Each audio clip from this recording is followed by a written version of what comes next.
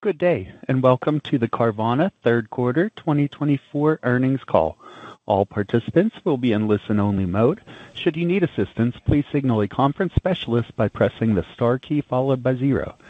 After today's presentation, there will be an opportunity to ask questions. To ask a question, you may press star, then 1 on your touch-tone phone. To withdraw your question, please press star and then 2. Also, please limit yourself to 1 question and 1 follow-up. Re-queue to ask additional questions. Please note this event is being recorded. I would now like to turn the conference over to Meg Keehan, Investor Relations. Please go ahead. Thank you, Dave. Good afternoon, ladies and gentlemen, and thank you for joining us on Carvana's third quarter 2024 earnings conference call. Please note that this call will be simultaneously webcast on the Investor Relations section of the company's corporate website at investors.carvana.com. The third quarter shareholder letter is also posted on the IR website. Additionally, we posted a set of supplemental financial tables for Q3, which can be found on the Events and Presentations page of our IR website. Joining me on the call today are Ernie Garcia, Chief Executive Officer, and Mark Jenkins, Chief Financial Officer. Before we start, I would like to remind you that the following discussion contains forward-looking statements within the meanings of the federal securities laws, including, but not limited to, Carvana's market opportunities and future financial results that involve risks and uncertainties that may cause actual results to differ materially from those discussed here. A detailed discussion of the material factors that cause actual results to differ from forward-looking statements can be found in the Risk Factors section of Carvana's most recent Form 10-K and Forms 10-Q. The forward-looking statements and risks in this conference call are based on current expectations as of today, and Carvana assumes no obligation to update or revise them, whether as a result of new developments or otherwise. Our commentary today will include non-GAAP financial metrics. Unless otherwise specified, all references to GPU and SG&A will be to the non-GAAP metrics, and all references to EBITDA will be to adjusted EBITDA. Reconciliations between GAAP and non-GAAP metrics for our reported results can be found in our shareholder letter issued today, a copy of which can be found on our IR website. And with that said, I'd like to turn the call over to Ernie Garcia. Ernie? Thanks, Meg, and thanks everyone for joining the call. The third quarter was another exceptional quarter for Carvana.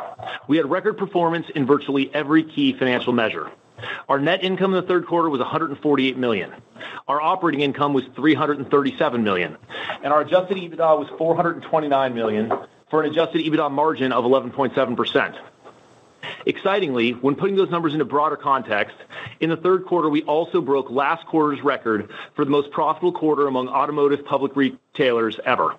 And this is being achieved in what most are describing as a challenging environment in the industry. Over the last 11 years and $10 billion, we laid the foundations of a highly differentiated model that delivers highly differentiated customer experiences at scale. Over the last 2.5 years, we have learned hard-fought lessons that led to rapidly driving operational and financial efficiencies across the business. And over the last 9 months, we have paired our highly differentiated customer experiences and highly differentiated financial model to simultaneously become the fastest growing and most profitable automotive retailer. A simple way to think about this is the gap between Carvana and our competitors in growth and financial performance is equal to the gap between Carvana and our competitors in customer experience and business model quality. If you take a moment to reflect on that framework, what does it imply for our ultimate market share? We find our answer to that question to be very exciting, especially because we aren't done digging our moat. We continue to see significant opportunities for further improvement in every part of the business. With the creativity and ambition of our team, we don't expect this to end anytime soon. In addition, we have already invested in and built the most difficult to obtain and expensive infrastructure required to enable scaling, and that infrastructure unlocks efficient growth to a significant multiple of our current size. We currently have built-out reconditioning infrastructure to support over 1 million retail units per year. Beyond that, we have enough physical real estate to support over 3 million retail units per year. And our path to unlocking it is being illuminated as we have built and executed our integration playbook at 5 of the 56 ADESA sites already. Underscoring the value of these investments as well as the efficiency of our operations, completing each of these integrations required minimal CapEx and approximately 90 days of lead time. In the past, building reconditioning centers was generally a 1 to 3 year process requiring significant CapEx. Continuing this rollout over time will drive positive feedback in our business by reconditioning more cars closer to our customers. This will improve unit economics through more efficient access to large pools of inventory, as well as lower inbound and outbound shipping distances and costs, and will provide customer experiences that are even better through greater selection and faster delivery. All of this is happening in the context of an industry with 40 million used vehicle transactions per year. The opportunity is very big and largely untapped. As a 1% market share holder, the opportunity in front of us is still 99% as large as it was on day one. Accordingly, we are continuing to apply day one intensity to tackling our opportunity. Building Carvana was always going to be hard. Our business is complex, demands many different functional capabilities, and is capital intensive. Doing hard and valuable things is the ultimate competitive moat, and we have done many hard things over the last 11 years. As a result, we're in a stronger competitive position than we have ever been.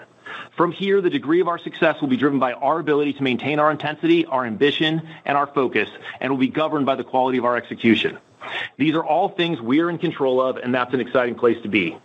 We are energized and remain firmly on the path to buying and selling millions of cars, to becoming the largest, most profitable automotive retailer, and to fulfilling our mission of changing the way people buy and sell cars. The march continues. Mark? Thank you, Ernie, and thank you all for joining us today. The third quarter was an extraordinary quarter for Carvana that was enabled by our team's continued focus on driving operational excellence by identifying further fundamental gains and operating efficiencies while also pursuing growth. For the third consecutive quarter, we earned positive net income, and we again set new company records for adjusted EBITDA margin, GAAP operating income, and GAAP operating margin.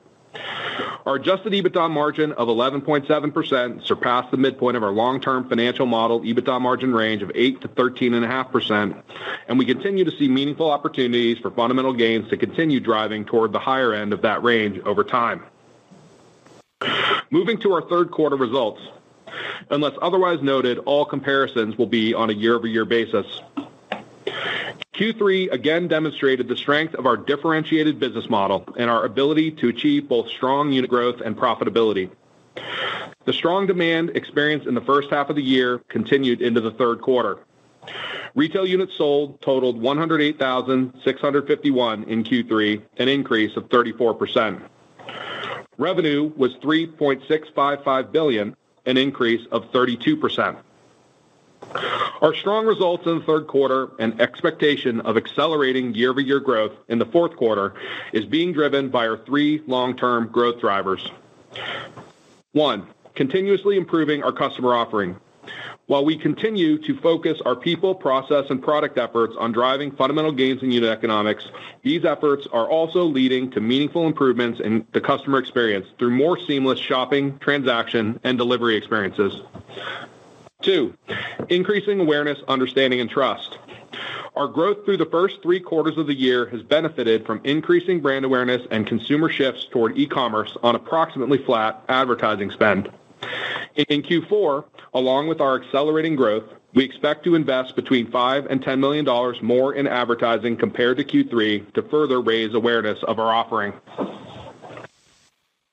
3, increasing inventory selection and other benefits of scale. Inventory selection and more inventory pools in more locations are 2 key sources of positive feedback in our business model, leading to better selection and faster delivery times. Throughout the year, our inventory teams have been focused on increasing production output to better match demand, and we made progress doing so in the third quarter. However, we still remain below our target available website inventory levels, and returning to more optimal levels remains a key near-term focus. Our strong profitability results in Q3 were again driven by sustained and fundamental improvements across all GPU components and operations expenses, as well as levering our overhead expenses. Non-GAAP retail GPU was $36.17, an increase of $740, marking our 6th sequential quarter with a new company record. Strength in retail GPU continues to be driven by fundamental gains and consistent performance across several areas, including non-vehicle cost of sales, customer sourcing, inventory turn times, and revenues from additional services. Year-over-year changes were also driven by higher spreads between wholesale and retail market prices and lower retail depreciation rates.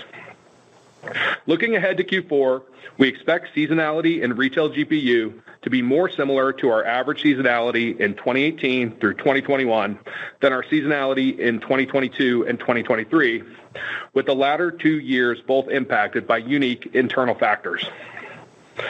Non-GAAP wholesale GPU was $11.23, an increase of $172. Year-over-year changes were primarily driven by growth in both wholesale vehicle and wholesale marketplace gross profit. Looking ahead to Q4, we expect seasonality in wholesale gross profit dollars to be similar to our average seasonality in 2018 through 2023. Non-GAAP other GPU was $29.45, an increase of $377. The increase in other GPU was primarily driven by higher spreads between origination interest rates and benchmark rates, partially offset by the impacts of hedging benchmark rate interest rate changes, and selling a smaller amount of loans relative to originations in Q3 2024 compared to Q3 2023.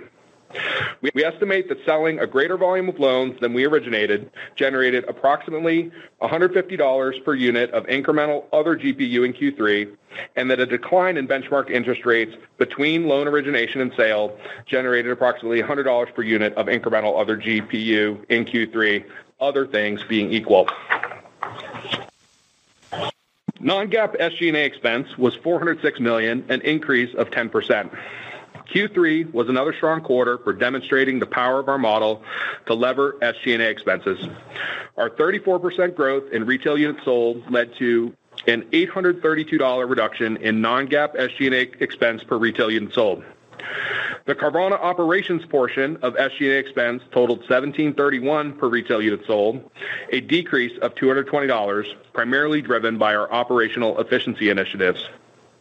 The overhead portion of SG&A expense totaled $147 million in Q3, an increase of $6 million, primarily driven by $4 million of non-recurring benefits in Q3 last year, leading to a reduction of $388 per retail unit sold. 2024 has been an incredible year for Carvana. To say thank you to our team members that helped make this a reality, we have announced a thank you cash bonus to thousands of employees across Carvana that will impact adjusted EBITDA by approximately $10 million in Q4. We continue to see opportunities for significant SG&A expense leverage over time and as we scale, driven by both continued improvements in operational expenses as well as leverage in the fixed components of our cost structure. Adjusted EBITDA was $429 million in Q3, an increase of $281 million and a new company record.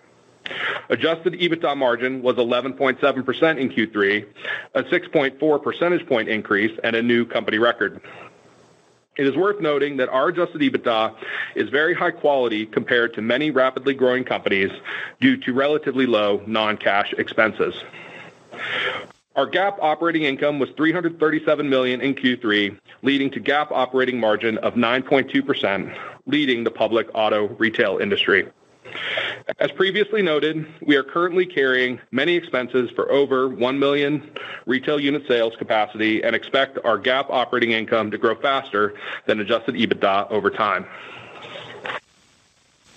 As discussed in prior quarters, we believe that pairing our strong financial results with the measured actions we have taken thus far position us well to continue delevering our balance sheet over time. In the third quarter, we repurchased an additional $100 million of our 2028 senior secured notes, which, when coupled with our adjusted EBITDA generation and our strong liquidity position, further improves our leverage ratios. Our results through Q3 position us well for a strong finish to 2024. Looking toward the fourth quarter, we expect the following as long as the environment remains stable. First, a sequential increase in our year-over-year growth rate of retail units sold. And second, adjusted EBITDA significantly above the high end of our previously communicated range of $1.0 to $1.2 billion for the full year 2024. Looking forward, as we generate profit, we expect an effective cash tax rate, including income tax and tax receivable agreement payments, of approximately 22% in the near term and approximately 25% in the longer term on Carvana Co's income, assuming current U.S. corporate income tax rates. In conclusion, Q3 was an exceptional quarter for Carvana. We remain very excited about progressing in our long-term phase of driving profitable growth and pursuing our goal of becoming the largest and most profitable auto retailer and buying and selling millions of cars. Thank you for your attention. We'll now take questions. We will now begin the question and answer session. To ask a question, you may press star, then 1 on your touch-tone phone. If you're using a speakerphone, please pick up your handset before pressing the keys. If at any time your question has been addressed and you would like to withdraw your question, please press star and then 2. Also, please limit yourself to one question and one follow-up. Re-queue to ask additional questions. Our first question comes from Sharon Zackfia with William Blair. Please go ahead. Hi, good afternoon. I wanted to talk about the ADESA integrations, because I remember, when you bought ADESA, I think the CapEx for integrating IRCs was like roughly a little under $20 million per site. It sounds like maybe that's coming in less than that. And then as a corollary, I know you guys have been excited about same-day delivery kind of growing to address a greater part of the population. What percent of your sales right now are same-day delivery, and could you kind of contrast that maybe relative to a year ago? Thanks. Yeah, perfect. So I think we're extremely excited about these integrations. They've been going very well. The integrations basically means that we unlock reconditioning, Carvana reconditioning capabilities at ADESA sites. It means that we use, our systems and our processes to recondition cars, and that's been going exceptionally well. We've seen gains kind of across the board by making those conversions. And then I think, what we're generally doing today is we're doing kind of a lighter CapEx version of it to unlock a portion of the ultimate capacity that can be unlocked at each of those sites. That allows us to get many of the benefits in a very capital light and quick way. We can have inventory closer to customers. We can get delivery times down. We can, get more routes. We can have inbound costs drop. So there's a lot of benefits that we can get up to a certain scale, and then over time we'll probably circle back around on these sites and do a little more CapEx to unlock additional lines. So that's how that will unfold. Right now we're trying to make sure that we fill in our footprint and we maximize our capabilities. And importantly, I think, make sure that we have the joint capability of reconditioning and auction at these sites. We think that unlocks a number of important capabilities for us that we think are pretty exciting, and a number of important capabilities for ADESA that we think are exciting for that business as well. As it relates to same-day delivery, it's still a small fraction of our sites. We're now up to 35% of the population of the U.S. has access to or is in a market where they could get same-day delivery, but there are all kinds of limitations inside our system based on which cars can be same-day delivered, which customer credits can be same-day delivered, et cetera. So it's still a relatively small fraction. I think phase 1 is about rolling out the capability across all of our geographies, and then phase 2 will be diving into that and unlocking more cars and more customers, and then ultimately the more car customer combinations to have more same-day delivery available. So I think we're very early in unlocking that. That's obviously a very exciting consumer-facing capability that we think is incredibly hard to replicate, and we think reflects the value of vertical integration as much as any of our other capabilities. So we're extremely excited about unlocking that over time. And then, Sharon, to reiterate the CapEx point, all of the integrations that we're discussing utilize ADESA land and buildings, so it's a very limited amount of CapEx that's required for these integrations. We are using the existing infrastructure and structures at the ADESA sites. Okay, perfect. Thank you. And the next question comes from Adam Jonas with Morgan Stanley. Please go ahead. Well, I am going to break my rule and say congrats. It's outstanding execution. So, well done to the team. So, other than the reasons that you mentioned, including the employee bonuses and others, is there any other reason why EBITDA margin doesn't hold or grow from 3Q to 4Q? Because just calculating the contribution from 2Q to 3Q, it looked like over 60% contribution EBITDA margin, and I know that can vary quarter by quarter, but just wanted to give you a chance to point anything out because your guidance of above 1.2 is kind of obvious. Thanks. Sure, I can hit that one. So I do think there's seasonality in our business and the industry as a whole.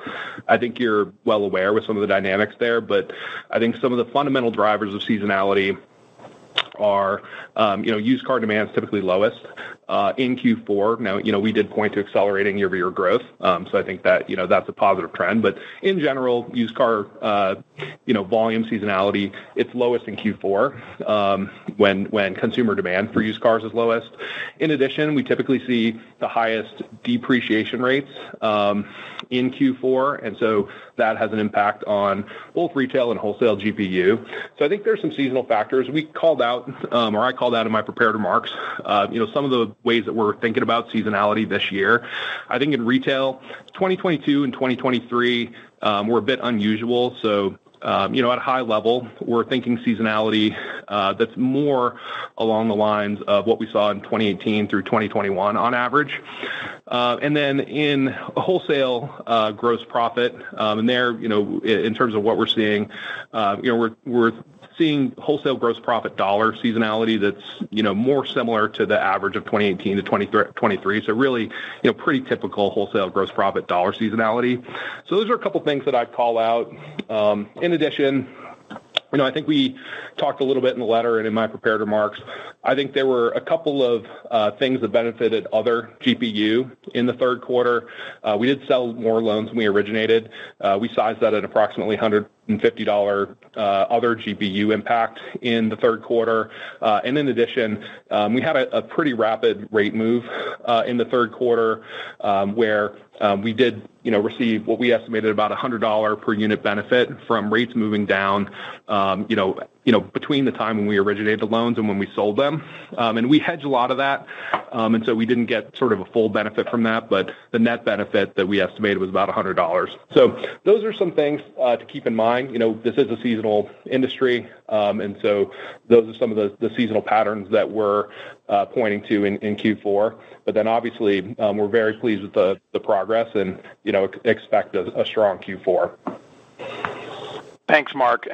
Just as a follow-up on the integration of the ADESA assets into the IRCs, you mentioned in the letter you're able to reduce the shipping distances by about 300 miles in the markets, versus from before you had the IRC. How much does that save, and what other savings would you call out, like for like in the same market from pre to post IRC ADESA converted center would you highlight just to kind of gauge the pace of your productive capacity going forward? Sure. So I think those stats were in there to try to give very tangible examples of the benefits of getting inventory pools closer to customers, and I think that's one of many. I think maybe to put some higher level full company stats on it. I think year over year our average time to delivery is down about 25%, and we're simultaneously driving down costs while we do that. That's done partially by getting cars closer to customers and partially by just running our system materially more efficiently. And I think, as we continue to unlock more of these ADESA sites and get cars closer to customers, I think that there's a lot of room for continued improvement in both time and cost. So I think we're excited about that. It requires a lot of work. We've got to keep turning the wheel, but the foundations are laid, and we'll continue to work hard to unlock it quickly. Thanks, Ernie. Thank you. And the next question comes from Jeff Lick with Stephens Inc. Please go ahead. Good evening, guys. Congrats on a fantastic quarter. Thanks, Jeff. I was wondering, as we track the site, we can see that you've gone over the 40,000 units on the site. And I was just curious if you could comment as we start to get that marginal customer, maybe, a beyond, say, the 30,000 a month units per month customer. Is there any difference in the behavior of this incremental customer in terms of the offers, the pricing, and whatnot that you have to offer them to entice a sale, or are we still with the part of the demand curve where things are similar? Let me start with this. I think we are beginning to grow inventory a little bit right now, which is driven by our reconditioning teams doing a great job scaling up their capabilities and doing it in a very cost-effective way, which is it's hard to do both those things at the same time, but they're doing a great job. So I think we're extremely excited about that. We remain below our target inventory levels. We would like to be higher, but we think that that's exciting as well. We're working hard to get our inventory levels up so our customers have more selection, and that obviously bodes well for ultimate sales. And then I think as we continually grow it to higher and higher scales, I think there will probably always be a little difference in the customers that we're seeing, but I don't think we see those differences expressed meaningfully in any demographics. I mean, I think we generally see very similar customers coming to us, and I think we put out a press release a couple weeks back that we've now sold 2 million cars in sum total. We've now bought 2 million plus cars from customers. these are starting to be pretty big numbers. And I think that we are, moving away from just kind of like, what people may have perceived as early adopters to, what is kind of necessarily, a big part of the consuming public. And I think as we continue to deliver great customer experiences, we continue to make it more efficient, simpler, faster, with more selection, and more customers continue to hear from friends and family that they had a great experience and that this is the new way to buy a car. We think that we'll be able to continually penetrate deeper into different customer segments. So we think it's extremely early. This market's huge. We made the point that we're a 1% market shareholder today. We think that that's extremely unique. It's unique to be lucky enough to be in an industry of this scale where there's 40 million used car transactions per year. It's approximately $1 trillion industry. To build a business of the scale that we've been able to build over the last 11 years, but still just be at 1%. So we think our headroom is very, very large. We think the fundamentals that enable us to unlock that headroom are very, very clear. Those fundamentals are the growth that is basically customers demonstrating that they have a preference for our customer experiences, and I think the financial performance demonstrating that our business model is able to create real separation from the pack. We think that just means the opportunity is big, and we're excited to go get it as fast as we can, but also as responsibly as we can, and we'll work hard to try to manage that balance as best we're able. And just a quick follow-up on operations per unit was 1730, which was a little sequential uptick from Q2. I was just curious, any read into that, and how you feel about sequential or year-over-year movements down in any way in that metric. Sure, I can take that one. So I think operations expense per unit, which is the more variable component of our cost structure, I think was down just over $200 year over year, and that's a reflection of all the efficiency initiatives that we've taken on. It ticked up, as you said, by $30 or so sequentially, quarter over quarter. Nothing really to call out there, just a number of small items. I think most importantly, we still see opportunity to drive that number down over time. I think all the teams that are focused on that operational metric, they've made great gains over the past couple of years, but we all see opportunities to continue to move that down over time. Awesome. Well, congrats to the team on the cash bonus as well. That's pretty fantastic. Thank you. And the next question comes from Chris Bottiglieri with BNP Paribas. Please go ahead. Hey, everybody. Thanks for taking the question. Of course. It's been a couple of years since I've asked this topic. 3P marketplace seems like you're really turning the corner there. So just had kind of like two questions relates to it. I guess one is the accounting. Is the fee income showing in used revenue in GPU or other? With the first clerical question, and then second, can you just kind of elaborate? I think you're probably doing mid-single digits today, penetration of units. It sounds like you expected to step up in Q4. Just curious, kind of, is this just expanding with Hertz or other partners? Or are you expanding to other large partners, or is it a combination of smaller partners? What can you tell us about this growing 3P marketplace? Yeah, sure. I can take that one. So the retail marketplace offering is an offering where we sell cars on behalf of commercial sellers on the site, and then I think there's first and foremost, the way we view it is as another acquisition source. It's very similar to acquiring a car at auction or via another wholesale channel. But there are some, revenue recognition differences. And in particular, when we have a retail marketplace transaction, we don't record the gross sales price of the car as revenue. And so I think that's the most notable thing about that acquisition channel is it does have an impact on, revenue because we don't record the gross sales price. In terms of your other sort of reporting question, most of the fee revenue, to the extent we earn fee revenue from commercial sellers there shows up in retail revenue. There's a small portion in other, but most of it's in retail revenue. And then I think, in terms of, the scaling of that program, it's been a relatively small share of sales historically. It's something we've had, active for at least 3 years now, and it's tended to be a pretty small overall share of sales. we do expect it to increase in Q4, as we called out in the shareholder letter. And I think, some of the genesis of that is we are making really great progress, incorporating a Carvana reconditioning into ADESA centers. We're also making really great progress, making our inspection and reconditioning centers highly efficient at reconditioning. And I think that, has opened up opportunities to make, more opportunities available to commercial sellers to have access to both a wholesale platform and a retail platform simultaneously. So I think that's something that, we expect to grow in Q4. I think some of the gains that come from that and the reason that we're doing it, we think there's opportunities for fundamental gains by deepening our connections with commercial sellers of cars. We think there's opportunities to cut a lot of speed or improve speed significantly in the process, as well as lower, intermediation and other costs associated with auctions and vehicle transport and things like that. So those are some of the mechanics. Like I said, it's historically been a pretty small percentage of total units, but we expect it to increase in Q4. Okay. Thanks, Mark. Really helpful. And the next question comes from Michael McGovern with Bank of America. Please go ahead. Hey, guys. Thanks for taking my question. Congrats on the quarter.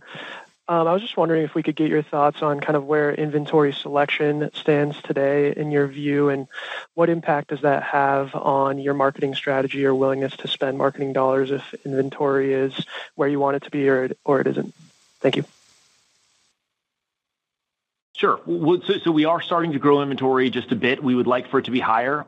We think that marketing or inventory growth is, you can think of as similar to marketing, and it's a very efficient channel for marketing because it basically has the effect of making your marketing dollars more efficient by driving additional conversion as customers are more likely to see the car they're looking for. So we think that that's a great place for investment. It's an investment that requires scaling the entire operational chain. So it's an investment that takes a little bit of time, but the team's been doing a great job keeping up with our growth in sales. We've obviously begun growing sales starting in Q1 of this year, and that's accelerated a bit, and we expect it to accelerate a bit in Q4. But despite that, the reconditioning team's been able to also get us to a spot where we're building inventory a little bit right now. So we think that that's exciting, and we would like to be carrying a bigger inventory than we are today. We're working hard to get there fast. Thank you. Thank you. And the next question comes from Chris Pierce with Needham. Please go ahead. Hey, good afternoon, everyone. On other GPU, it's $29.45, and then you call it $250 in tailwinds this quarter. $2,700, that's on a regular. I guess I just want to get the sense of how to model this line going forward, because that would be well above kind of where you kind of guys were multiple years ago. I just want to get a sense of, has something changed here, or what's happening besides the one-time benefits you guys call out? Sure.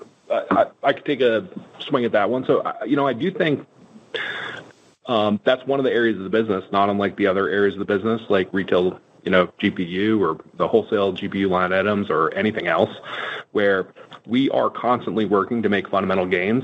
And I think, those fundamental gains on the finance platform take the form of, just more streamlined customer experiences, better data, better scoring, all kinds of, whether it's data algorithms, technology for customer experience, all sorts of places to make gains in driving, other GPU, which includes financing and ancillary products. And so I think that's an area where we've made good progress. We'll continue to look to make progress over time, and do see opportunities for more fundamental gains over time from here. But that would be my high-level commentary on it. Okay, perfect. And then on the marketplace, in the past, I believe you guys had other dealers in the marketplace selling cars as well, or listing inventory. Can you remind me, was that a thing, that an avenue you went down, and is that an avenue you would go down again in the future? That was an avenue that we went down briefly. That is not our focus today. Today, our focus is on large commercial sellers, where we think it's easier to scale and where it benefits more from the combination of Carvana and ADESA capabilities together, and where both Carvana and ADESA can benefit from those relationships. So we think that that's more efficient. It's simpler. Every partnership requires some specific integrations and capabilities. And so the more we can have kind of larger relationships and fewer of them, the more quickly we can move. And then very importantly, I believe Mark said this earlier, but we are reconditioning the majority of these cars that are flowing through retail marketplace as well. And that's also different than it was in the past, especially with dealers. Okay, perfect. Thank you. Thank you. And the next question comes from Seth Basham with Wedbush Securities. Please go ahead. Thanks a lot. Good afternoon, and my congrats as well. My first question is just on your advertising comment, planning on increasing advertising in the fourth quarter, despite the fact that demand is still exceeding supply. Just help us think through why it's the right time to lean into advertising despite that fact. Sure. I think, first of all, the business is performing incredibly well. And I think it's time that we start to get a nice practical understanding of the various levers that we've got to drive growth. The investments that we plan to make in advertising are relatively small, especially on a per unit basis. And it's at a time when traditionally there's a little bit less demand overall in the fourth quarter. And so we think it's also a natural time to do it and start to flex that and kind of understand what the sensitivity is to those different channels. We've also got some fun and interesting and potentially powerful advertising investments that we've made. We're bringing back Dax and Kristen again this year, which we're excited about. So we'll be playing that ad, and we'll see how that does. But we think it's a good time for us to start to understand exactly how powerful those levers are. And we think the fourth quarter is a uniquely good time for us to make some of those investments because of the fact that it is traditionally a time when sales slow. And so it's operationally simpler to understand the power of those levers in a time like this. So we'll be doing a little testing around the edges. I think we're optimistic about what we're going to see. I think there's no doubt that given where the contribution margins are of incremental sales, relative to customer acquisition costs through various customer acquisition channels, whether it's things like inventory growth that we discussed earlier or marketing, there's likely meaningful gaps there. And the thing that's standing between us and unlocking, that benefit is just expanding the operational chain and continuing to execute. And as we've said over and over in this call, I think we've got a good plan, and we just got to keep marching. That's helpful color. And then as it relates to inventory sourcing, can you remind us where you are from a self-sufficiency standpoint? And is one of your key objectives with the retail marketplace to be able to source more vehicles and support growth in the business when it's getting more difficult to do that by sourcing directly from retail customers? Yeah, so I would say we're still at a place where the significant majority of our acquisitions are coming from customers, which we think is great. We think that that's a deep fundamental capability. It's very hard to replicate. That just kind of reverses our entire retail capability. And so basically to do that and offer the same customer experience that we do, you'd have to build out everything we've built for the retail side of the business. So it's something that benefits from very large moats. So that's definitely an area of focus. I think undoubtedly that is probably a relatively stronger channel in times when vehicles are appreciating. It's probably a relatively weaker channel in times when cars are depreciating. I think the great news on that is, we've been in a on average depreciating environment for the last year and a half, 2 years, give or take. And also cars are probably now at a spot where they're very, very similar, kind of like vehicle CPI is at a very similar place to other good CPI. So I think it's less obvious which direction, depreciation will go versus just normal seasonal depreciation from here. But we think it's important to have access to all the various channels. And then I think, Mark, made the point that retail marketplace can be thought of as a substitute for auction purchases. I think that is the right way to think about it. And then I think that he also made the point that the place where we are most focused is benefiting from the joint capabilities of us plus ADESA. I think in much the same way that in years past we talked about the reason that, or one of the reasons why we think that we're a differentiated buyer for consumers is that we've got a great retail disposition channel and we've got a great wholesale disposition channel, and consumers don't really know if their car is retail or wholesale by our standards, and it's important that we're able to put a great bid in front of them regardless. I think in similar ways, I think big commercial sellers have a mix of cars that we will deem wholesale and that we will deem retail, and when we're able to absorb more of those cars in a very seamless way that minimizes the movement of those cars and the costs associated with getting those cars to a place where they can be disposed of, and does it more quickly, we generate fundamental gains that can be split up between us and our partners. And we think that that's exciting. And we think that that's going forward, in order to unlock the kinds of market share that we want to unlock in the long run, we need to continue to deliver great differentiated customer experiences and drive demand, and we need to continue to have highly differentiated sources of supply so we can get a lot of supply to satisfy that demand. And I think these programs are ways that we're looking to leverage the advantages inherent in the machine that we've built to be even better on the supply side. Thank you very much, Ernie. Thank you. And the next question comes from Brian Nagel with Oppenheimer. Please go ahead. Hi, good evening. Great quarter. Congratulations. Thank you. So I've got a couple questions. First, as we look at the business, it's clearly re-ramping nicely here. You talked in the prepared comments about the significantly underutilized capacity you have as far as reconditioning centers. But as the business continues to ramp, are there other expenses, from a labor standpoint or elsewhere, they're going to come in to support that growth? Yeah, I can take that. So, I think the easiest way to think about, labor expenses, there's some in cost of sales associated with reconditioning. There's some in that operations expense line item. And then there's some in that our overhead expense line item as well. Those are sort of the big categories. And I think, what we've seen is, even at, today's growth rates, we're seeing those come down. We continue to make progress in reconditioning and inbound transport costs. We continue to make progress in operations expenses. We had a very small tick up this quarter sequentially, but overall, that's on a meaningful downward trend.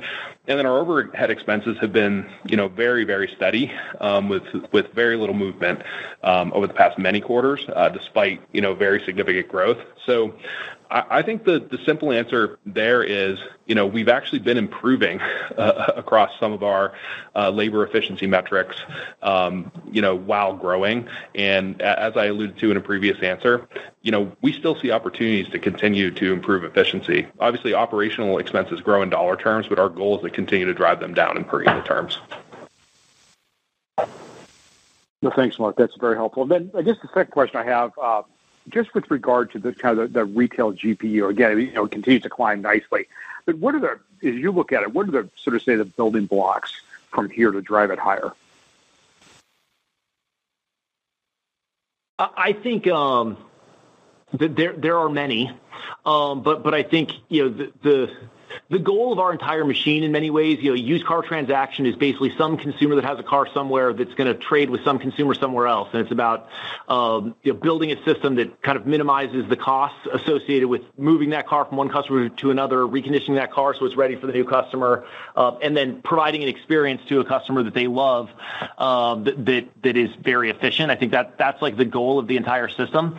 And so I think getting smarter about which cars we bid on at which point in time from which location is important. I think minimizing the costs associated with moving those cars around is important.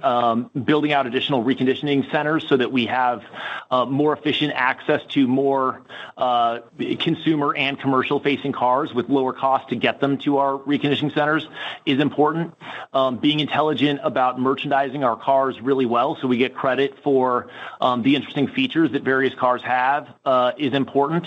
Being intelligent about pricing different cars differently so it reflects customers' understanding and willingness to pay on those various cars is important. I think it can feel like it's simpler. You're just buying a car for a price and then you're selling it for a price. But there are tens of thousands of SKUs, and those tens of thousands of SKUs distributed across enormous geography, enormous distance, I think creates a lot of opportunities to get better. So we've got various teams that touches multiple teams. That touches our fulfillment teams and touches our inventory teams that have very specific projects with ambitious goals that are very credible, in our opinion, that suggest that there's additional room for improvement. But like anything, I think, sizing an opportunity is one exercise, and then going and collapsing the distance between what you're doing today and what you want to do tomorrow is another activity. And so, we've been executing very well for the last 7 quarters, and I think it would have been very hard to foresee where retail GPU is today while still giving our customers a great deal. I think it would have been hard to see that from 7 quarters ago, but it's been unlocked by the same sorts of projects that we still have in the hopper. And so I think, we got to keep executing at that same level, and we think that there's still opportunity. Good. Well, I appreciate all the color. Thank you. Thank you. And the next question comes from Rajat Gupta with JP Morgan. Please go ahead.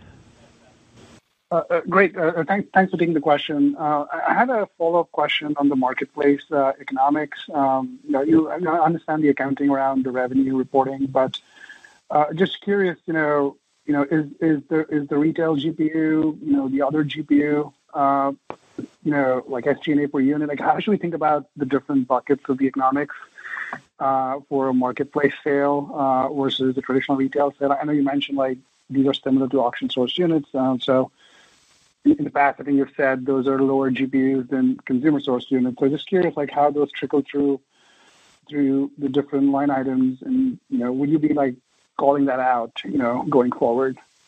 And I have a follow-up. Thanks. Yeah, sure. I think thinking about it as a substitute for auction purchases is probably the best way to think about it. And then it obviously has different accounting, but I think the way that we're thinking about it is we're still aiming for the same per vehicle dollar economics across the sum of all transactions as we would have been without this. We think that like fundamentally what is occurring, the operations are the same. Well, let me start with the seller. The seller is the same. The cars are the same. The operations to get the cars between us and the seller are the same. The operations to get cars to customers are the same. They're merchandised in the same way. Everything the customer sees is the same. The difference is the transaction that we wrap around that on a subset of cars. And the reasons that these different structures are interesting is because if we do them in bulk and take advantage of the combination of capabilities we have at these ADESA sites in particular, as we roll out reconditioning capabilities there, we think that we can move cars more quickly with fewer moves and kind of just in general be more efficient between us and those sellers. And so I think, this structure is a structure that is one of many possible structures that you could kind of wrap around those fundamentals. We think various structures don't really change the underlying economics of the transaction. And so we think that probably the best way to think about it, we've put out this long-term financial model. We think the best way to think about it is still think about our goals as being the same as they were through the long-term financial model if all units were accounted for as if they were normal core retail units. And then the major change here is for whatever portion of units we have that are marketplace units, we will have less revenue because that's how the accounting kind of works. Got it. That's helpful. And just, in terms of the impact this has on the standalone ADESA business, is it essentially like using, like just sourcing from those customers directly or like new customers? I know you've talked about Hertz in the past.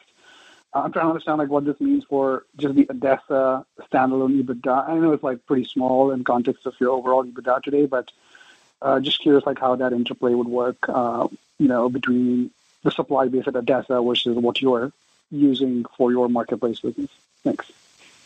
I think a bit of an abstract, but I think hopefully a helpful conceptual way to think about it.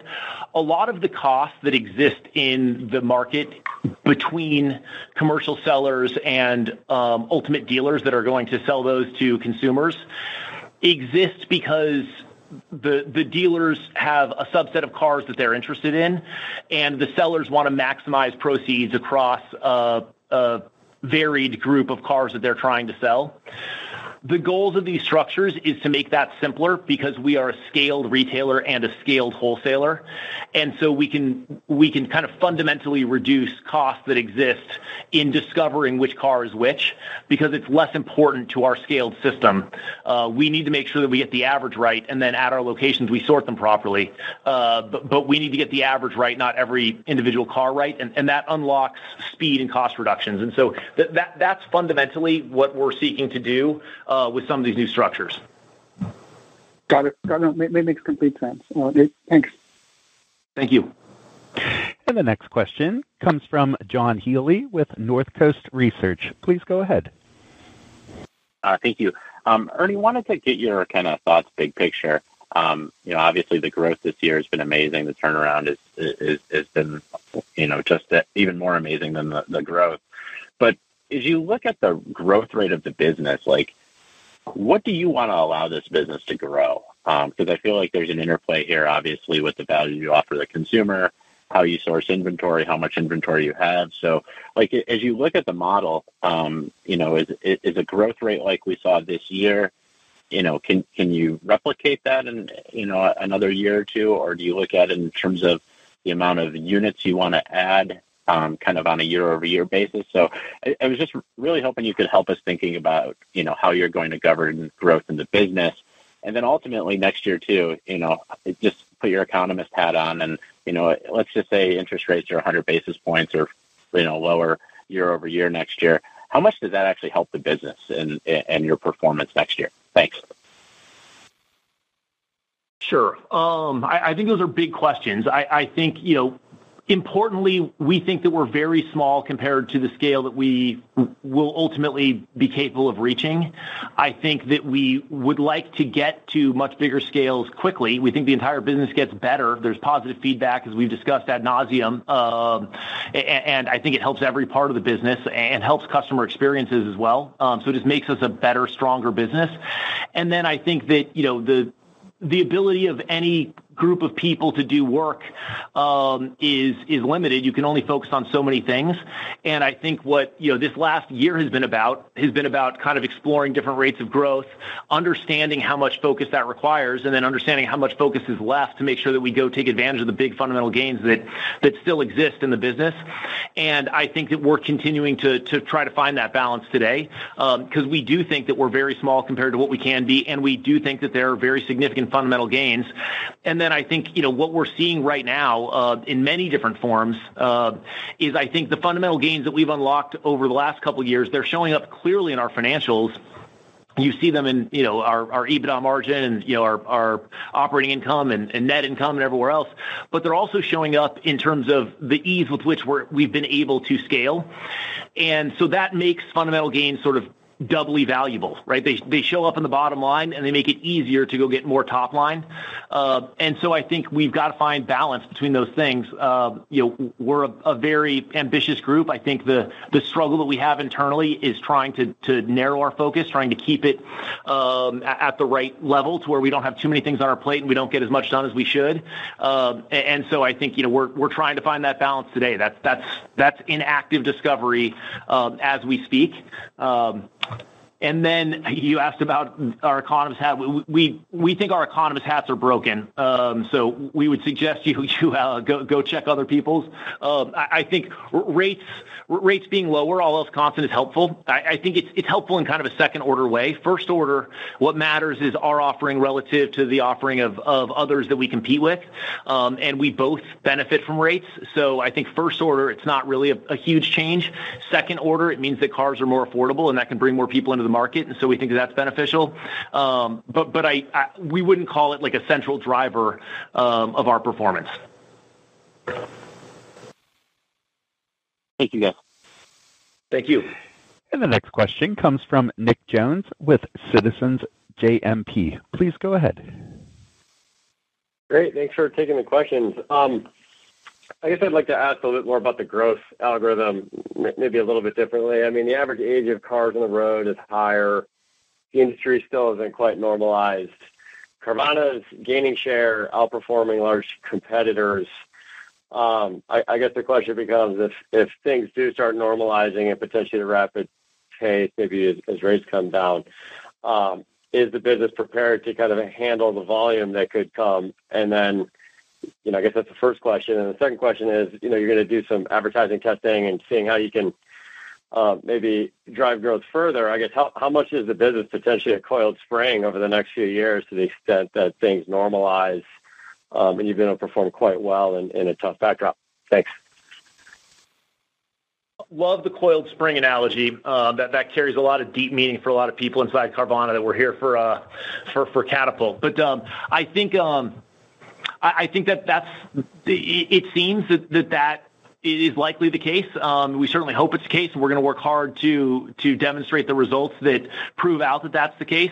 I think we're more efficient than we've ever been. That means growth is easier than it's ever been. I think the sum of the way the customers are responding to our offering and the quality of our financial performance means that we've got a big spread versus the competition. I think that creates one that just suggests that I think very large market shares are attainable, and I think it creates a lot of flexibility. We think that there's significant fundamental gains yet to be had. We feel like we have visibility to better financial performance than we've been able to deliver so far. We have this enormous latent opportunity of unlocking additional capacity at these ADESA sites and ramping up reconditioning centers that we already have. That we think the sum of that can get us up to 3 million units per year, which is approximately 8 times our current run rate. So I mean, I think it's all very exciting, and what's missing from that is just that it's an enormous market, right? I mean, that 8 times our current scale can sound daunting, and then it's worth remembering that would be 7.5% market share, which feels very achievable for a leader in a space. And so I think we're excited. I think our team is executing unbelievably well. I think our team learned a completely new gear of execution and a new set of tricks and a new level of discipline that we're going to work hard to maintain. And I think that the results of the last year and a half, 2 years are a result of us learning those new lessons. And so I think we just got to keep the pedal down and stay focused because the opportunity is big and we're excited. And I think we don't want to be too specific in our promises along the way, but I promise you our eyes are big. Thanks, Ernie. Thank you. This concludes our question and answer session. I would like to turn the conference back over to Ernie Garcia for any closing remarks. Great. Well, thanks, everyone. We really appreciate you joining the call. Team Carvana, another just incredible job. This is now the people on this call that are listening to it outside of you are very smart people whose entire job it is to figure out how we're going to perform. And for 7 quarters in a row, you've outperformed what they could have reasonably expected. And that's just because you've absolutely been crushing it. Thank you so much for all that work. Please be forever proud of it, but never let it go to your head. And let's keep going because we still got a lot of work to do and a lot of fun to have. Thanks, everyone. The conference is now concluded. Thank you for attending today's presentation. You may now disconnect.